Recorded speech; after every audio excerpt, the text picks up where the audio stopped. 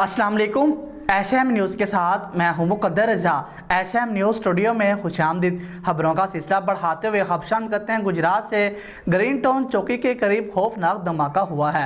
धमाके से इलाके में खौफो हरास फैल गया और धमाका पिज़्ज़ा शॉप पर सिलेंडर फटने से हुआ। इसी हवाले से मज़ीद तफसीलात बता रहे हैं एसएम न्यूज़ के ब्यूरो चीफ सैयद इरफान अब्बास नकवी। जी इरफान, आगाह कीजिएगा इस हवाले से। जी मुकद्दर भाई, ये वाक़या सुबह तकरीबन 7:30 बजे के करीब गुजरात ग्रीन टाउन चौकी के करीब हुआ। धमाके से पूरे इलाका में खौफ व खरासा फैल गया। धमाके से इमारतों की और दुकानों को शदीद नुकसान पहुंचा। धमाका पिज़्ज़ा शॉप पर हुआ। धमाका सिलेंडर फटने की वजह से हुआ।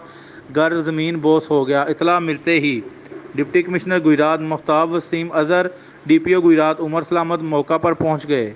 कायम मुकाम डिप्टी कमिश्नर वकार खान भी मौका पर मौजूद थे।